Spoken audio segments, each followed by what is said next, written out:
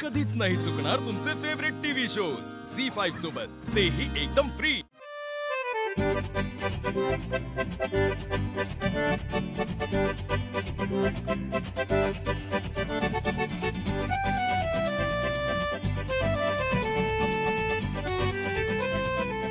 आजी, हे घ्या पेढे। काय ग, एवढी का खुश आहेस? अहो माझ्या सासूबाई आहेत ना, शुद्धीवर आल्या। हो, अगं पहिली सून आहेस तू, जी सासू बरी झाली म्हणून खुश दिसतेस। त्या फक्त सासूबाई नाही आहेत, माझ्या आई पण आहेत। झोपलेत, तुम्ही त्यांना पण द्या। आई, हे सगळं माझ्यामुळे झालं ग। अरे बाळा, तुझ्यामुळे कसं होईल सगळं? खरं तर चूक माझी आहे। मी तुला समजून घ्यायला कमी पडले आशू, मला माफ कर। तुझी चूक नाही याच्यात काहीच, आणि तुला माफी मागायची गरज नाही। मला आता घरी घेऊन जा, मी बरी आहे। आता आराम करायला सांगितलंय 2 दिवस, डॉक्टर ऑब्झर्वेशन खाली ठेवणार आहेत, आणि मग घरी जाऊनही आराम करायचा, दुसरं काही नाही करायचं। मी तुझी आई आहे ना, आणि तूच मला ओरडतोयस? तू माझी आई असलीस ना, तरी आता तू माझं ऐकायचंस, कळलं?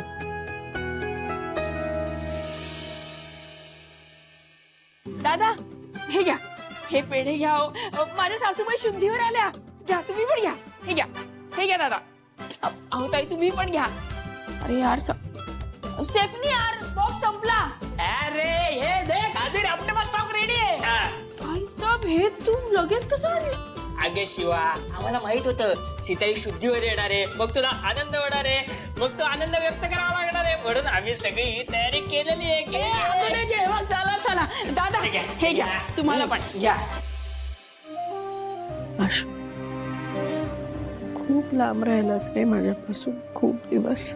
मला नव्हतं राहायचं ग लांब, मला तुला भेटायचंच होतं, पण ह्या अशा परिस्थितीत मला नव्हतं यायचं तुला भेटायला। पण नियती अशा काही गोष्टी घडवते की आपण टाळू शकत नाही।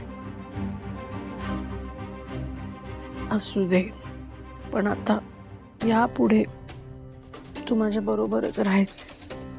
मी तुला घरी घेऊन जाणार, माझ्या डोळ्यासमोरच राहायचंस तू, हलायचं नाही। आशू, सीता, हे असं का बोलायचं आता? का? माझ्या मुलाकडून मी एवढीशी अपेक्षा नाही करू शकत का? नाही आई, अपेक्षा तुझी बरोबर आहे अगदीच, पण या सगळ्या संकटांमध्ये जी माझ्या बरोबर होती, जी माझ्या पाठीशी खंबीरपणे उभी राहिली, तिला असंच सोडून तुझ्याकडे येणं तुझ्याच संस्कारात बसत नाही। मी येणार तर शिवाही येणार, नाही चालणार आहे तुला?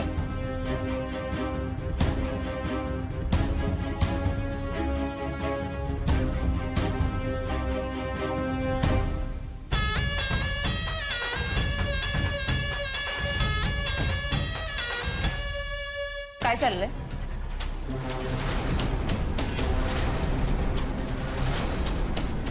संधी साधायला आलीयस का इथे पुन्हा हिरो बनायला आलीयस? संधी तर हवी होती, पण नात्याला घट्ट होण्यासाठी। आणि हिरो तर आशू झालाय, म्हणजे कळेल तुम्हाला।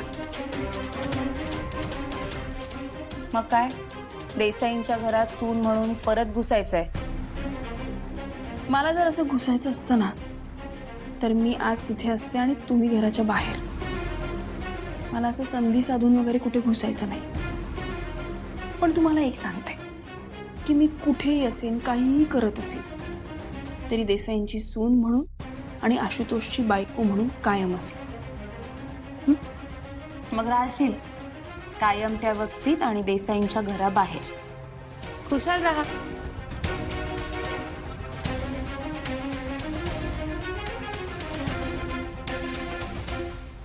शिवा, जाऊ दे रे, काही नाही। आता सीताई शुद्धीवर आल्यात ना, हेच खूप महत्वाचं आहे माझ्यासाठी।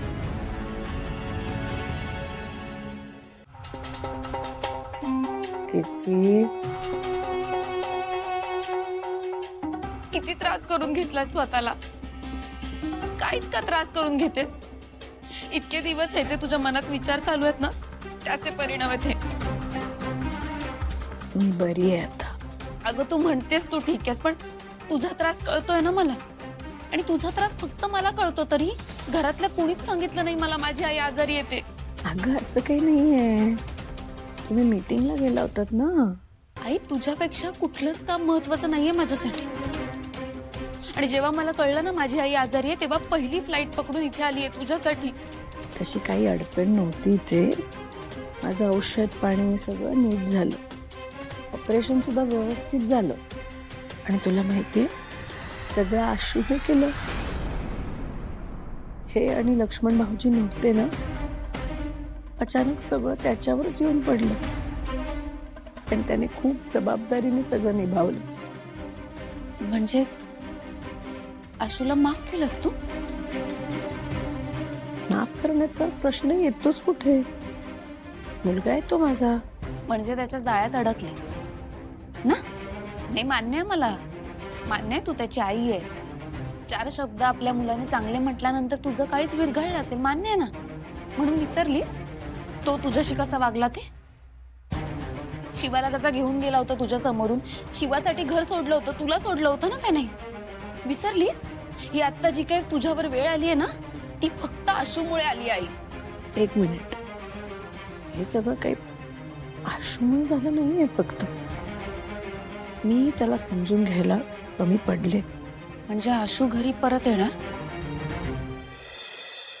त्याच्यासोबत ती शिवा पण घरी परत येईल. ते मला काही माहिती नाही. मला एवढंच कळतंय की आज परिस्थिती आली आणि आशू माझ्यासाठी धावत आला. माझं सगळं केलं त्याने. अशी अचानक पडलेली जबाबदारी त्याने छान निभावली. सगळ्या संकटांना तोंड दिलं त्याने. आज मी जी धडधाकट इथे आहे, बसली आहे, तुझ्याशी बोलतेय ना, ते फक्त आशूमुळे. आणि किती गोष्टी करायचा प्रयत्न करतोय तो. स्वतःच्या पायावर उभं राहण्याचा प्रयत्न करतोय. नोकरी सुद्धा करतोय. खूप कौतुक आहे मला त्याचं.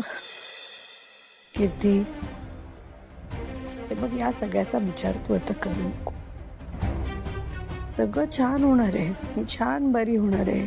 लवकर घरी येणार आहे. तूही प्रवासातून आली आहेस ना, तू आराम कर. जास्त विचार करू नकोस. काही झालं तरी तू आणि आशू दोघंही माझी लेकरच आहेत ग.